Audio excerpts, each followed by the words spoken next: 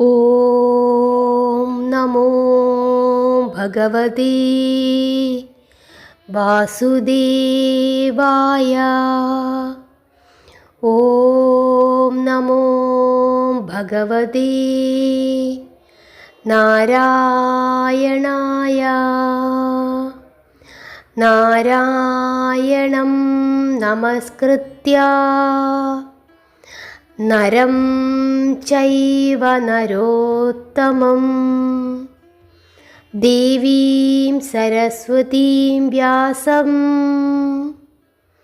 തതോ ജയ മുദീരയേത്.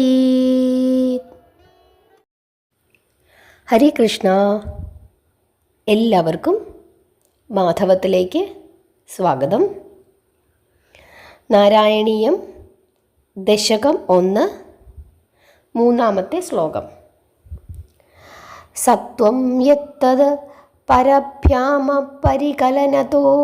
നിർമ്മലം തേന താവത് ഭൂതേർഭൂതേന്ദ്രിയസ്തേ വപുരിതി ബഹുശഃ ശ്രൂയതേ വാസവാക്യം. തത്സ്വച്ഛത്വാ ദ്വൈതച്ഛാദിത പരസുഖ ചിദ്ഗർഭനിർഭാസരൂപം തസ്മിൻ ധന്യാരമന്ദേ ശ്രുതിമതിമധുരേ സുഗ്രഹേ വിഗ്രഹേ തേ. ഹരേ കൃഷ്ണ. നാരായണീയം 1-ാമത്തെ ദശകം 3-ാമത്തെ ശ്ലോകമാണ് ഇപ്പോൾ നമ്മൾ വായിച്ചത്. അർത്ഥം: മറ്റു 2 ഗുണങ്ങളോടും കൂടിക്കലരാത്ത നിർമ്മലമായ ഏതൊരു സത്വഗുണമുണ്ടോ ആ സത്വഗുണത്താലുണ്ടായ ഇന്ദ്രിയഭൂതങ്ങളാൽ ഉണ്ടായതാണ് അങ്ങയുടെ ശരീരമെന്ന് വ്യാസവാക്യം പറയുന്നു. മറ്റു 2നോടും എന്നിവിടെ പറഞ്ഞിരിക്കുന്നത് എന്താണ്? രജോ ഗുണത്തോടും തമോ ഗുണത്തോടും കൂടിക്കലരാത്ത, എന്നാൽ ഏതു ഗുണത്തോടു കൂടിയാണ് ഭഗവാൻ ഇരിക്കുന്നത്? സത്വഗുണത്തോടു കൂടി ഇരിക്കുന്ന ഭഗവാനാണ് എന്നാണ് വ്യാസഭഗവാൻ പറയുന്നത്. എവിടെ? മഹാഭാരതത്തിൽ. അതായത് ഭഗവാന്റെ ഗുണം എന്ന് പറയുന്നത് സത്വഗുണമാണ്, അല്ലാതെ രജോ ഗുണമോ തമോ ഗുണമോ ഒന്നും അല്ല. പൂർണ്ണമായ സത്വഗുണത്താലാണ് ഭഗവാന്റെ ശരീരം നിർമ്മിച്ചിരിക്കുന്നത്. എന്നാൽ ആ ശരീരമാകട്ടെ ഉള്ളിൽ പരമമായ ആനന്ദ സ്വരൂപമായി മറവില്ലാതെ വിളങ്ങുന്നു. ശ്രവണരസത്താലും ചിന്താരസത്താലും എളുപ്പം ഗ്രഹിക്കാനാവുന്ന അങ്ങയുടെ രൂപത്തിൽ ധന്യാത്മാക്കൾ എപ്പോഴും രമിച്ചുകൊണ്ടേയിരിക്കുന്നു. തമോ ഗുണമോ അല്ലെങ്കിൽ രജോ ഗുണമോ പോലെ അല്ല സത്വഗുണം. തികച്ചും ശുദ്ധമായ ഗുണമാണ് സത്വഗുണം. യാതൊരു കളങ്കവുമില്ലാത്ത ഗുണമാണ് സത്വഗുണം. അങ്ങനെ വളരെ സൂക്ഷ്മമായിട്ടാണ് ഭഗവാന്റെ രൂപം നിർമ്മിച്ചിരിക്കുന്നത്. ഇത്രയും പരിശുദ്ധിയുള്ള ആ രൂപം പക്ഷേ ഭക്തർക്ക് പെട്ടെന്ന് മനസ്സിലാകും. ഭക്തർക്ക് മനസ്സിലാകുന്ന രീതിയിലാണ് എപ്പോഴും ഭഗവാൻ എന്തു ചെയ്യുന്നത്? വിളങ്ങുന്നത്. ആ രൂപം കണ്ടിട്ട് ഭഗവാന്റെ ഭക്തർ ആനന്ദത്തിൽ ലയിക്കുകയാണ്. നമുക്ക് ഉണ്ണിക്കണ്ണൻ്റെ രൂപത്തിലാണ് ഭഗവാനെ കാണേണ്ടതെങ്കിൽ ഭഗവാൻ നമ്മുടെ മുമ്പിൽ എന്തായിട്ട് വരും? ഉണ്ണിക്കണ്ണനായിട്ട് തന്നെ വരും. ഇനി പുല്ലാങ്കുഴലൂതുന്ന ഭഗവാന്റെ രൂപമാണ് നമുക്ക് കാണേണ്ടതെങ്കിൽ നമ്മുടെ മനസ്സിലേക്ക്, നമ്മുടെ കണ്ണുകളിലേക്ക് ഭഗവാൻ അങ്ങനെ എത്തിച്ചേരും. അങ്ങനെ തികച്ചും പരിശുദ്ധമായ ആ രൂപത്തിൽ ധന്യാത്മാക്കൾ ഭഗവാനെ കണ്ട് ആനന്ദത്തിൽ ആറാടുന്നു എന്നാണ് ഈ 3-ാമത്തെ ശ്ലോകത്തിൻ്റെ അർത്ഥം. ഇനി 4-ാമത്തെ ശ്ലോകം നോക്കാം.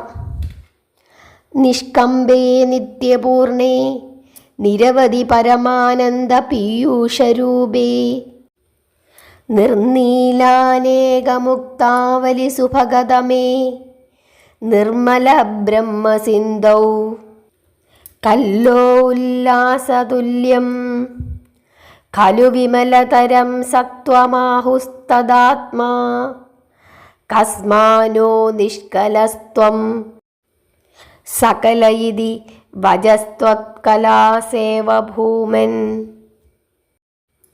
അർത്ഥം നോക്കാം. ചലനമില്ലാത്തതും നിത്യപൂർണമായതും അളവില്ലാത്ത പരമമായ ആനന്ദ പീയൂഷ സ്വരൂപമായതും തന്നിൽ ലയിച്ചിരിക്കുന്ന അനേകം മുക്തന്മാരോടു കൂടിയതും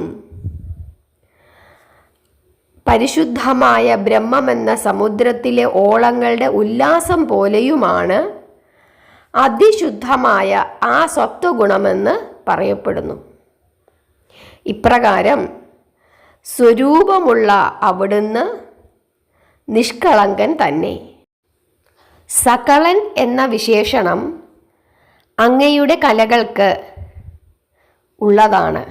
അതായത് പൂർണ്ണമായ അവതാരമായ കൃഷ്ണാവതാരമൊഴിച്ചുള്ള മത്സ്യകൂർമ്മ വരാഹ മുതലായ അവതാരങ്ങൾക്ക് ഉള്ളതാണ് സകളൻ എന്ന വിശേഷണം. എന്നാൽ കൃഷ്ണൻ എന്താണ്? നിഷ്കളങ്കനാണ്. ഇവിടെ മേൽപ്പത്തൂർ ഉദ്ദേശിച്ചിരിക്കുന്നത് നമ്മൾ 3-ാമത്തെ ശ്ലോകത്തിൽ പറഞ്ഞു ഭഗവാന്റെ ഗുണം സത്വഗുണമാണെന്ന്.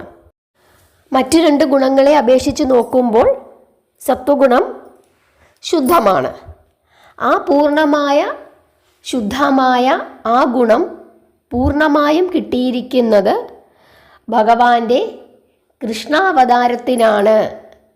മറ്റുള്ള അവതാരങ്ങളെക്കാൾ ആ ഗുണം കൂടുതലായി കിട്ടിയിരിക്കുന്നത് കൃഷ്ണാവതാരത്തിനാണ് എന്നാണ് മേൽപ്പത്തൂർ നാരായണ ഭട്ടതിരിപ്പാട് പറഞ്ഞിരിക്കുന്നത്.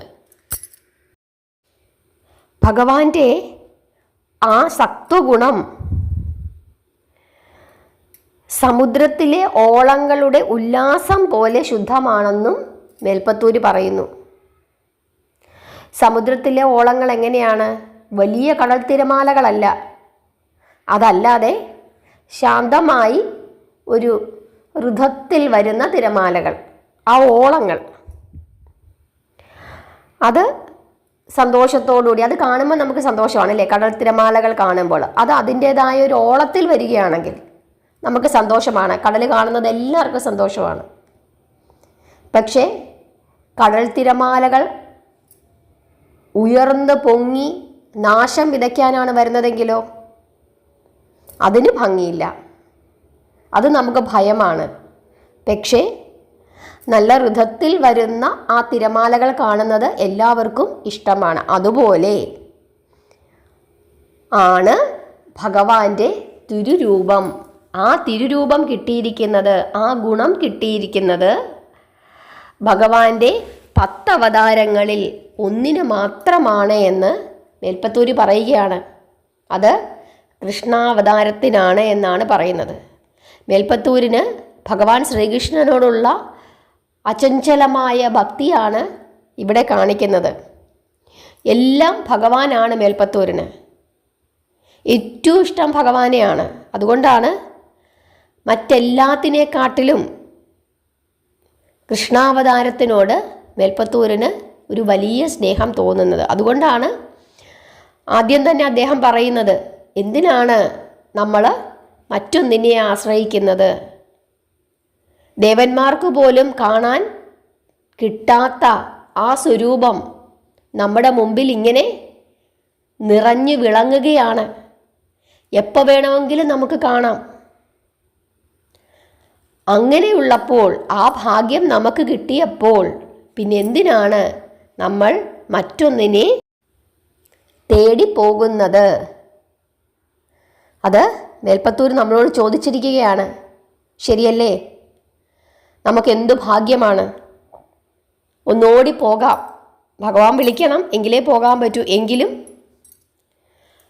നമ്മുടെ കയ്യെത്തും ദൂരത്താണ് ഭഗവാൻ ഇരിക്കുന്നത്. അത് നമ്മൾക്ക് കിട്ടിയ വലിയ ഭാഗ്യം. എത്രയോ ജന്മങ്ങളിൽ ചെയ്ത പുണ്യത്തിൻ്റെ ഫലമായിട്ടാണ് നമുക്ക് ഓരോരുത്തർക്കും ആ തിരുനടയിൽ ഒന്ന് ചെന്ന് നിന്ന് ജീവിതത്തിൽ ഒരിക്കലെങ്കിലും ഭഗവാനെ ഒന്ന് കാണാൻ സാധിക്കുന്നത്. ഹരേ കൃഷ്ണ.